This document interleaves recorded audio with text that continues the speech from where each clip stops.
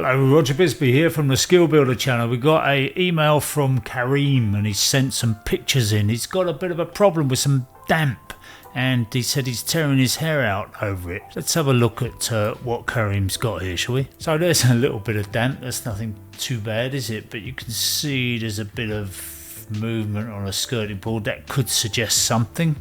This floor, by the way, is a vinyl floor. These are actually just big vinyl tiles, so it's not a wood floor. So there's a wider picture for us to look at. There's a little bit of damp, nothing too alarming there, is it? But luckily he also sent in a movie which explains a bit more about the problem. So let's have a look at this. This is my mother's room.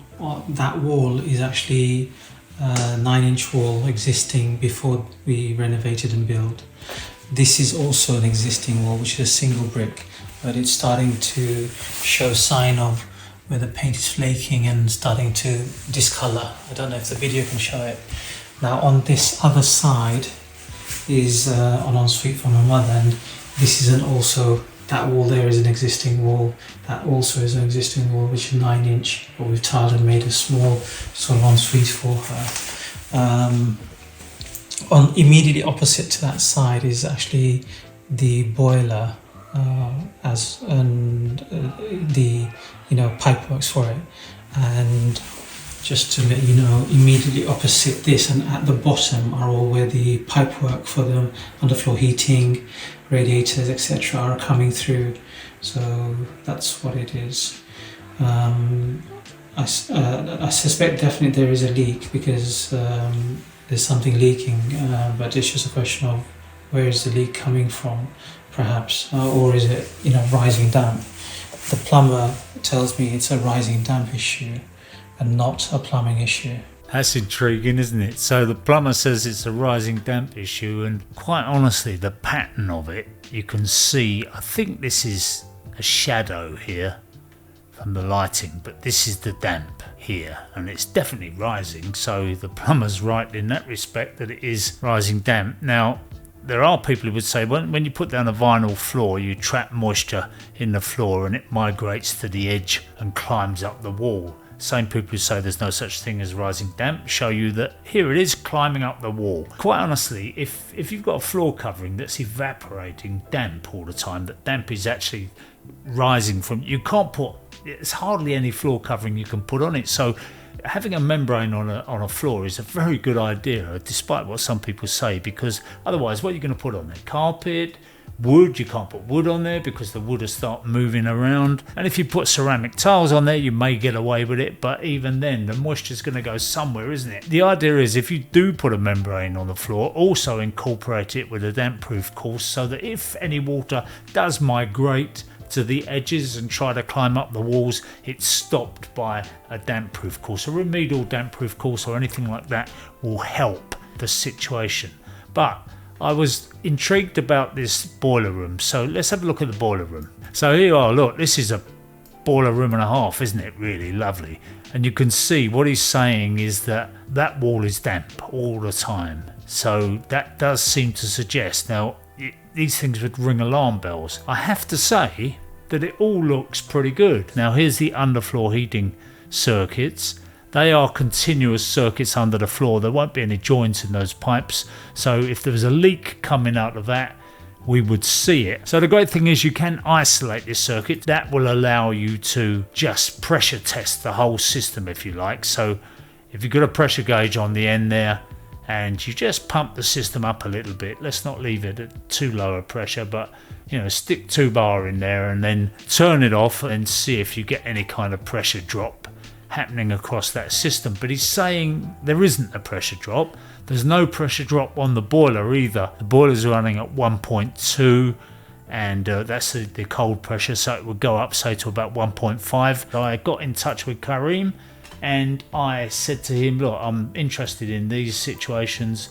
If you're telling me there's no pressure loss from the boiler, then maybe we've got to look elsewhere. Maybe we've got to look at a mains pipe coming into the house or something else. So this is what he sent me as a second video. So it just shows this is, information is everything. Information is key. This is when the boiler is off. and there's no service or heating running from the manifold. This one is showing 1.2. This one is showing a 1.2 as well.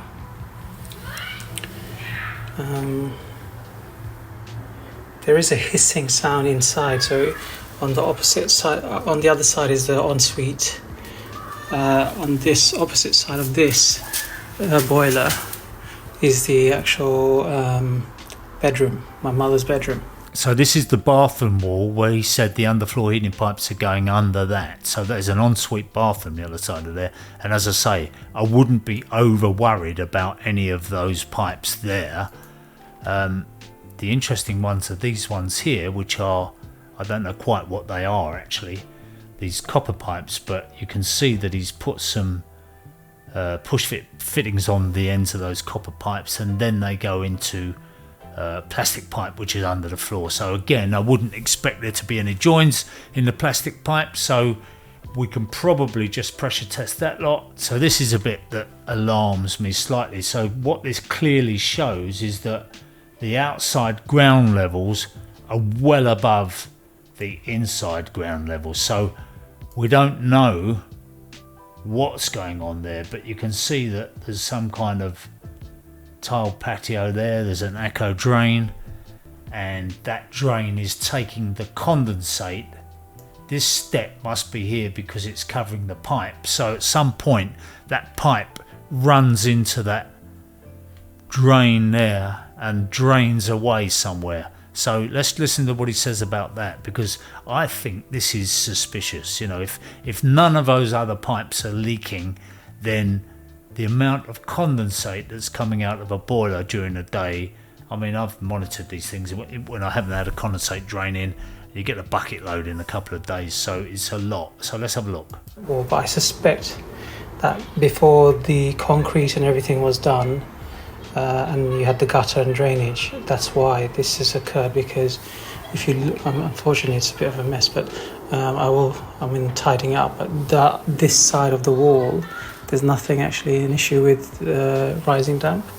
So it seems to be only one side and one side only, and as you can see, there's no issue with paint flaking, because this is the immediate opposite to this here, where the boiler is immediately on the other side is the bathroom. So I suspect water is probably coming through here and then seeping around, and because you've got it's all rendered, it's plastered and with webbing and everything else, those sort of have absorbed the moisture through, because it's also. And your question with regards to this pipe, and this is a condensator, it goes out through here and then it comes out there, and you've got a drainage which it's adequate and does what it should be doing. I think I would be looking to put a bit of dye in there, in that drain. Where he's got the condensate, if you could put a little bit of vegetable dye in there and the walls turn the same colour as the vegetable dye, then I think that would help us track it down a bit. Let's carry on. So, yeah, I mean, the K render here, as you can see, it's rippling slightly, and this is an indication probably of moisture inside the ensuite that's seeping out, because this whole, the rest of it is flawless, nothing, and it's just here that you see that moisture seeping through. So whatever it is. So it's all happening in that corner, really, isn't it? That's what we've deduced from this. It's causing this to happen. I don't know. This seems to be fine. All of it was, you had several layers of DPM and DPC, etc., all that and more. So I'm not sure what's the cause of it. Okay, so there's a lot to go at there, isn't there? But I think that we've got some evidence, and I'd love to know what you think about this. I'm personally putting my money, if you like, if I had any money, I'd be putting it on the condensate, and I might be tempted to get one of those little condensate drains, the pump ones, and put that on there. If I felt that that condensate pipe running at that level into that echo drain was causing some kind of problem, I'd probably put a pump in there and take it up higher and shove it into that soil pipe, straight into the soil pipe that's coming from the ensuite loo. But that's my solution to it. Of course, we've got to prove it, because the one thing we don't want to do is jump to conclusions on these things. Just eliminate every single possibility. And that hissing sound, by the way, that he's talking about on the other side of the wall, I think that's suspicious. I'd like to eliminate that and know what's causing that, because leaking water mains under floors, I've seen a few of those in my time, and you can listen to it on the tap, listen to it on any cold pipe, and you can sometimes hear it. Not always, because if it's a plastic pipe it doesn't transmit the noise in the same way, but well worth testing that mains water pressure and turning the stopcock off with a pressure gauge on it and seeing if that pressure gauge drops. So there's a lot to go at, Karim. We'll come back to you on this. If there's any plumber around the Ilford area, or anybody that fancies having a look at this. He said that he's tearing his hair out, he can't get anywhere with it, and his mum's in a bit of a damp bedroom at the moment. Anyway, I'm Roger Bisbee. Come back and see me soon, and let's have your comments on this one.